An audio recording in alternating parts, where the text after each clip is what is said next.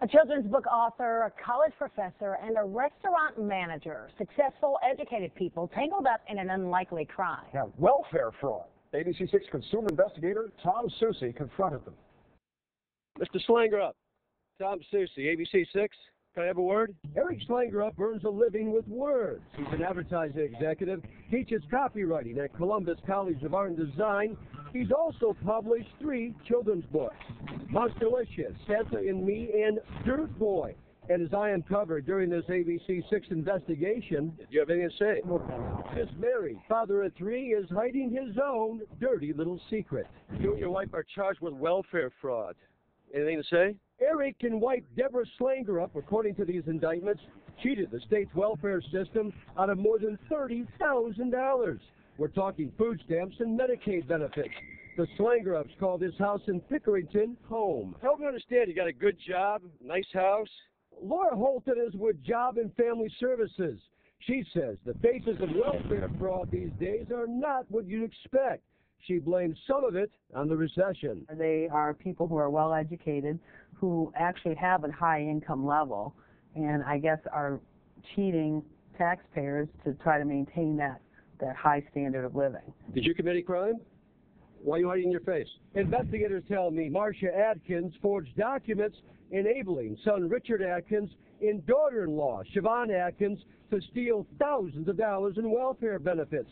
Marcia Atkins is Dean of Nursing at Cuyahoga Community College in Cleveland.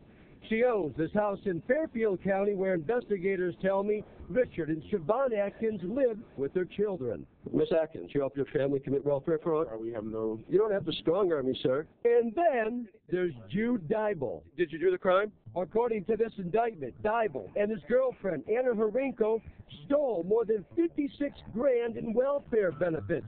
Dybel is a manager at this restaurant. Sources tell me he makes about $70 grand a year. The couple have a child and live at this house in Fairfield County. Do you have anything you want us to know, sir? Is there anything you want to say? Mr. Dowell, this is serious business. Anna Horinko recently pleaded guilty to the charges. She was sentenced to 17 months in prison in order to pay back the state every last penny she ripped off. It goes down to one thing, it's greed. Fairfield County investigator Dave Kessler worked all 3 of these cases. He says the MO was exactly the same.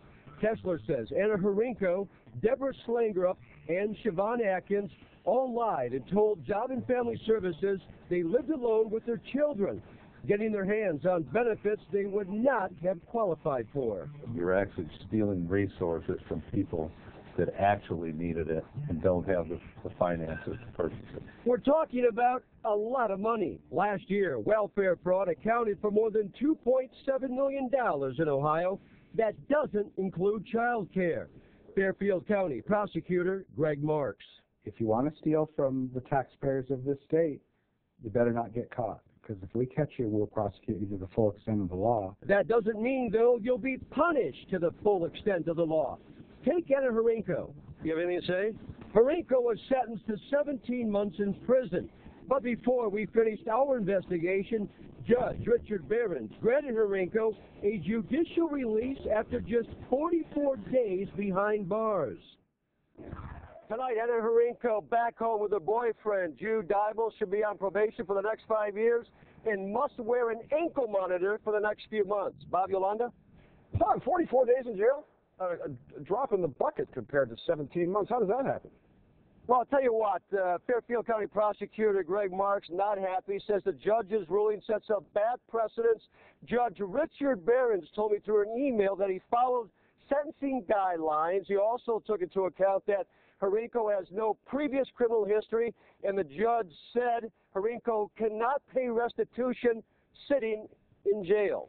Back to you guys. Well, you delivered, Tom. I mean, it really is remarkable to see these faces of people accused of this bizarre crime for professionals. Interesting. Thanks for the report. Tom Sussi tonight, live in Pickerington.